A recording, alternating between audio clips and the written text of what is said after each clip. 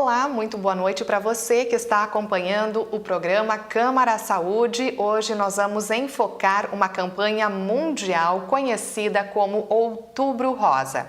Ela é dedicada então à prevenção e o diagnóstico precoce do câncer de mama.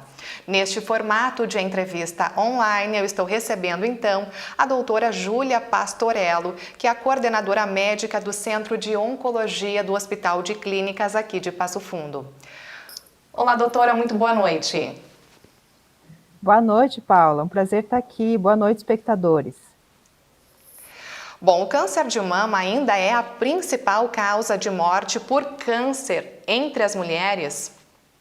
Na verdade, o câncer de mama não é a principal causa de morte, mas é a causa mais comum de câncer, com exceção do câncer de pele não melanoma em todas as mulheres, tanto no Brasil quanto no mundo. Mas é uma doença que costuma ter um tratamento muito eficaz e também ela tem, mesmo na doença avançada, metastática, uma taxa de mortalidade baixa e vários anos de tratamento. Então, a gente diz que não tem uma letalidade tão alta.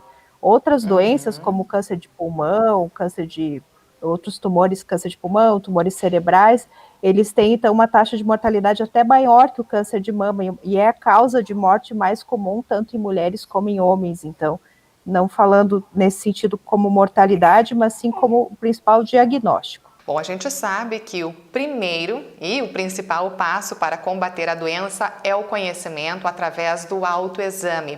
Então, quando for detectado lá no estágio inicial, as chances de cura aumentam e a necessidade de tratamentos mais agressivos diminuem consideravelmente. Eu gostaria que trouxesse um pouco mais, então, sobre essa informação às nossas telespectadoras. O autoexame, ele não tem uma recomendação tão clara pela Sociedade Brasileira de Mastologia, porque ele acaba não encontrando todos os casos de câncer. O que se sabe é que menos de 50% dos tumores são detectados no autoexame. É muito mais importante fazer mamografia e também os exames com o médico, né? O exame clínico da mama. O autoexame, ele é indicado sim, ele diagnostica alguns casos, mas em associação com a consulta médica e a mamografia na época certa de rastreio. Isso sim é o ideal. Bom, a mamografia realmente, como você estava nos falando, é o exame de rastreio do câncer de mama. Mas a partir de que idade esse exame deve ser feito com mais frequência, doutora? Numa mulher que não tem nenhum fator de risco, nenhuma história familiar, nem pessoal de câncer de mama, nenhuma situação que aumente muito o risco da doença, deve iniciar aos 40 anos, isso que a gente indica. Claro que no posto de saúde, às vezes até se indica um pouco mais tarde, mas nós, oncologistas, também a Sociedade Brasileira de Mastologia, se tranquiliza quando a mulher começa o exame de mamografia aos 40 anos de idade. Essa é a recomendação. Quando existem casos, então, na família, esses exames, estas mamografias, o cuidado, o controle, deve iniciar antes? Com certeza. Quando a gente tem uma história pessoal, mãe, tias, primas, então pessoas próximas, familiares de primeiro grau com história de câncer de mama, nós devemos começar os exames da mama 10 anos antes da idade do diagnóstico da nossa familiar que teve a doença. Essa recomendação é básica e também nas famílias que têm uma síndrome genética, por exemplo, BRCA tipo 1 ou 2, como é o caso da Angelina Jolie, essas histórias na família, nós devemos, então, iniciar aos 25 anos de idade, exames daí de ressonância de mamas, intercalando com ultrassom de mama, quando a mulher é mais jovem e tem uma mama ainda muito não madura, então é difícil a mamografia ajudar. Nesses casos, começa bem cedo, aos 25 anos, e intercala exames de ressonância e ultrassom a cada 6 meses. Então, o exame é muito mais intensivo do que costuma ser no rastreio da mulher que não tem esse tipo de síndrome genética ou uma história familiar muito importante e muito próxima. Qual seria a diferença, então, para diagnosticar qualquer nódulo ou qualquer alteração na mama, se fizer, então, uma ressonância, ou ultrassom, ou uma tomografia, ou a própria mamografia? Então, em que caso cada exame é indicado, né? Esses exames de ultrassom, ressonância, eles são indicados, Paula, mas assim como complemento à mamografia, quando a mamografia não foi esclarecedora, deixou alguma dúvida. Então, sempre começa com a mamografia a partir dos 40 anos. Se ela não conseguiu fazer uma identificação, ficou com dúvidas, a gente solicita esses exames, basicamente. Na mulher mais jovem, antes dos 40 anos, menos madura, né? Então, nesse caso, muitas vezes a gente opta por um ultrassom, uma ressonância, mas isso é uma indicação do médico especialista, um mastologista, um oncologista, eles sabem que momento indicar. Mas as mulheres, então, com menos de 40 anos, têm chance de ter que fazer outros exames, além da mamografia ou antes da mamografia, daí depende de cada caso. E em caso de prótese mamária, a mamografia também é aconselhada? Sim, na prótese mamária, o exame de escolha ainda é mamografia digital, né, nesse caso, mas dependendo da forma da implantação da prótese, o tempo que ela tem, se ela tem já muitas cicatrizes na mama, aí pode ser sim indicado uma ressonância, um outro exame associado. Mas a mamografia digital, hoje em dia, ela é muito válida para quem tem prótese e não deixa muitas dúvidas. Bom, uma dúvida é com relação ao nódulo, o aparecimento de um nódulo ou de um caroço, então, no seio. Esse é o principal sintoma da doença ou que tipo de alteração a gente deve observar, então, e deve ter um alerta, né, um cuidado mais direcionado, mais específico? Sim. No geral, graças a Deus, o câncer de mama ele está sendo diagnosticado muito cedo, muito precocemente. Então, a grande maioria das mulheres, pelo menos 60, 70% delas, não tem nenhum sintoma relacionado ao câncer de mama. O que se encontra é um nódulo, então, visto no exame de imagem mesmo. Quando já tem palpável nódulo, ou alguma coisa na axila, ou sente dor, ou alteração na pele, no mamilo, sair secreção pelo mamilo, já são sintomas que são relacionados ao câncer de mama, sim, mas mais tardios. Então, a gente acaba tendo lesões maiores na mama, com menos chance de fazer um bom tratamento. Então, o ideal mesmo é quando a gente encontra um nódulo no exame de imagem, sem nenhum tipo de sintoma na mulher, aquela mulher que está bem, que está com seu trabalho, sua vida pessoal normal. Nesse caso, as chances de cura são muito elevadas e passam de 95%. Quais são as principais causas, doutora? Então, tanto o câncer de mama como todos os tipos de câncer, basicamente a gente diz que em 80% dos casos, eles estão relacionados aos nossos hábitos de vida. E 20% até menos a nossa genética. Então, as causas basicamente são essas, as nossas escolhas do dia a dia, na maioria, e a genética menos presente, mas também muito importante. Essas escolhas do dia a dia são alimentação, sedentarismo, tabagismo, ingestão de muita bebida alcoólica, poluição, agrotóxicos. Então, tudo isso, né, esse conjunto de coisas são os nossos hábitos de vida. E eles, hoje em dia, são a grande causa do câncer. E a principal, hoje, até superando o tabagismo e outras, é a alimentação. A nossa alimentação ela está muito errada, muito inadequada, e para algumas pessoas pode causar danos ao organismo, inclusive câncer. Falando então exatamente ao contrário agora, o que a gente pode fazer para aí sim então ter um melhor estilo de vida, melhorar a nossa qualidade de vida e aí sim, digamos, minimizar, né, a probabilidade de ter a doença? Com certeza, o que mais nós podemos intervir em relação a manter um peso adequado, não ter sobrepeso nem obesidade, realizar atividade física regularmente, então são mais de 30 minutos de atividade aeróbica, né, aquela que exige caminhada, natação, corrida, 30 minutos por dia, diariamente, né, todos os dias deve ser feito. Além disso, ingerir bebida alcoólica com muita moderação, só no final de semana, pequenas doses, não ser tabagista, cuidar então no tipo de alimento, não ter grandes exposições a agrotóxicos, carne vermelha em excesso, alimentos muito processados, industrializados. Hoje é a chave da nossa saúde, ter esses cuidados de hábitos de vida, além de fazer todos os exames de rotina indicados para cada idade. Desde que a gente nasce, né, a criança já tem que fazer o exame do pezinho, o teste do olhinho, alguns exames de sangue. A própria criança, conforme vai crescendo, também tem alguns exames que a gente chama de rastreio, que previnem algumas doenças. Na idade adulta, principalmente falando da mulher, a gente começa muito cedo esses exames de rotina. Desde o início das relações sexuais, da idade adulta, a gente inicia com o citopatológico do colo do útero, que previne o câncer de colo uterino. Depois a gente já começa a ter alguns exames relacionados a perfil glicêmico, lipídico, tireoide, que também é muito importante para a mulher. Aí, aos 40 anos, a mamografia. Aos 45 anos, hoje, já o exame de colonoscopia também, para retirar pólipos e lesões pré-malignas do intestino. Então, nós temos uma rotina de saúde conforme a nossa idade, que nos dá saúde e qualidade de vida a longo prazo.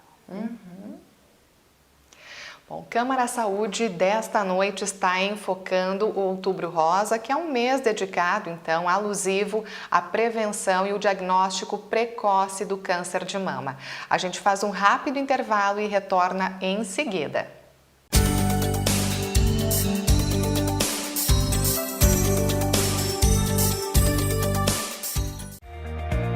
O que é importante para você é importante para a Câmara. A Câmara de Vereadores tem compromisso com a comunidade e transparência na gestão. Por isso, debater as necessidades da comunidade faz o trabalho do Legislativo ter muito mais resultados para você. Com participação, as mudanças acontecem e os investimentos geram mais desenvolvimento e garantem um futuro melhor para a nossa cidade. Câmara de Vereadores de Passo Fundo, a casa dos grandes debates.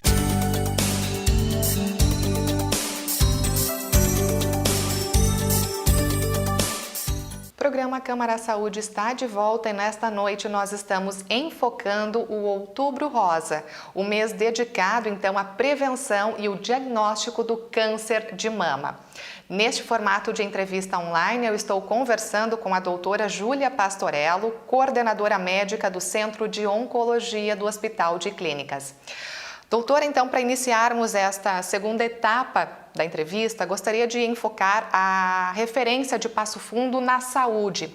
A medicina aqui em Passo Fundo sempre foi muito avançada e, claro, no setor referente à oncologia, ao tratamento e o diagnóstico do câncer, da mesma forma. Então, hoje, o que a gente pode falar em termos de tratamento seria com relação à radioterapia e quimioterapia.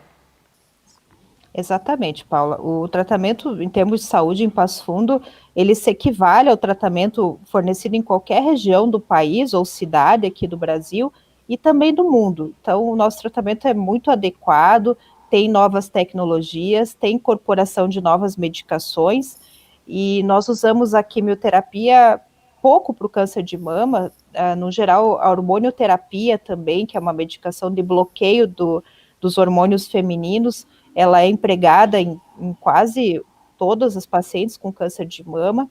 A imunoterapia já tem seu cenário agora no câncer de mama avançado, em das subcategorias dele, e também a terapia-alvo e os anticorpos têm indicação no tratamento do câncer de mama, sim, e é disponibilizado no hospital, assim como a radioterapia, que é o tratamento, nos casos, então, que a gente preserva a mama, e também algumas situações específicas de alto risco, ou se a paciente precisa de um tratamento local para controle da dor, de algum sangramento, ou de uma evolução da doença. Então, todos esses casos também passam por radioterapia, às vezes até mais que uma vez durante o tratamento. No caso de reconstrução da mama, uma prótese é colocada logo após, então, a retirada da mama? Como que está sendo feito atualmente? As cirurgias estão cada vez menos invasivas, a gente faz de tudo para preservar a mama, tirar só uma parte, um segmento dela, então isso sempre é muito importante, né? A gente tenta preservar a mama na maioria das vezes, e quando isso não é possível, que é indicado uma mastectomia, a reconstrução da mama e a colocação da prótese pode ser feita no mesmo procedimento cirúrgico. Em alguns casos, a mulher não tem pele para colocar a prótese, não tem como fazer uma cosmese adequada naquela região. Então, muitas vezes não é colocado a prótese imediatamente depois se coloca um expansor para criar a pele e o local de inserção da prótese, e aí depois se coloca a prótese com uma reconstrução da pele no local, ou até mesmo um enxerto de pele em alguns casos. Com relação, então, a essa reconstrução, existe, claro, a preocupação de não deixar a mulher mutilada. Então, muitas mulheres, quando recebem esse diagnóstico de câncer de mama, já pensam exatamente em morte, mutilação, e aí a autoestima também acaba indo para baixo. Então, é exatamente isso que eu gostaria que a senhora enfocasse também ao nosso público. A mama tem um papel fundamental na mulher, na autoestima. Ela foi importante para a amamentação, para a mulher se sentir adulta, né, se sentir então pronta para essa nova fase da vida, e nós temos essa percepção de que cada vez mais a mama tem que ser preservada. Então, raramente no diagnóstico precoce a gente vai ter uma cirurgia grande na mama, e eu muitas vezes vejo cirurgias imperceptíveis, assim, a mama fica muito bonita, muito simétrica, muito igual a outra mama, e as mulheres ficam muito satisfeitas com o resultado da cirurgia. Então, esse diagnóstico cada vez mais cedo também influi nisso, numa cirurgia menor e na não mutilação da mulher, que vai se sentir bem, se sentir de forma normal depois de um tratamento de câncer de mama. E que também vai amenizar o sofrimento dessa paciente, né? Muito, muito. Hoje em dia também usar a touca capilar, aquela que preserva a não queda do cabelo durante a quimioterapia, também dá um efeito muito importante no estigma de estar tratando o câncer de mama da mulher. Ela se sente normal, se sente bonita, não é vista de forma diferente na rua ou quando sai de casa, e isso também faz uma grande diferença. E qual é a importância da família nesse processo, doutora? Então, logo em seguida, após receber esse diagnóstico, durante o tratamento, quando é submetida a um procedimento cirúrgico, então, qual é o papel e qual é a importância, então, da família para essa paciente? Quem tem um apoio familiar, do marido principalmente, dos filhos, durante o tratamento, tem uma evolução muito melhor, do ponto de vista psicológico se sente mais estável, e hoje a gente sabe que metade de tudo é a nossa parte psicológica, até em termos de cura, de possibilidade de ter uma vida normal e manter sua qualidade de vida, a parte psicológica ela influencia muito, e quando a gente tem uma rede de apoio, isso muda muito a mulher, a percepção dela, as taxas de depressão, de ansiedade são muito menores. Que orientações a gente pode dar, então, para quem acaba de receber um diagnóstico de câncer de mama ou de qualquer outro câncer que seja? O câncer hoje, ele não é mais uma doença tão assustadora como no passado. Nenhuma outra doença, em termos médicos, evoluiu tanto em termos de tratamento e de taxas de cura muito mais elevadas nesse momento. O que nós podemos dizer é que o câncer está se tornando uma doença crônica, como hipertensão, diabetes, problemas de tireoide, para o qual, muitas vezes, e na maioria delas, a gente vai ter a possibilidade de cura sim, e nas outras, a gente vai conseguir um tratamento, e esse tratamento vai ser um tratamento que vai levar essa pessoa a ter uma vida normal e a longo prazo. Então, ainda existe um estigma muito grave relacionado ao nome câncer, mas que ele vai mudar nos próximos anos, com todas as novidades de tratamento e possibilidades que a gente vem vendo, graças a Deus.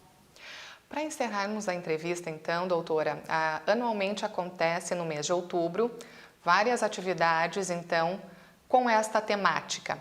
Esse ano, claro, está sendo totalmente diferente em função da pandemia. O que temos programado, então, para marcar e para conscientizar sobre o Outubro Rosa? Esse ano, até em vistas à pandemia e tudo que a gente passou e do quanto mudou a nossa vida, claramente a gente está num ano chamado de prevenção. Nós estamos tentando nos cuidar, nos prevenir, evitar a propagação do vírus. E em termos de Outubro Rosa, nós também estamos chamando esse ano de prevenção.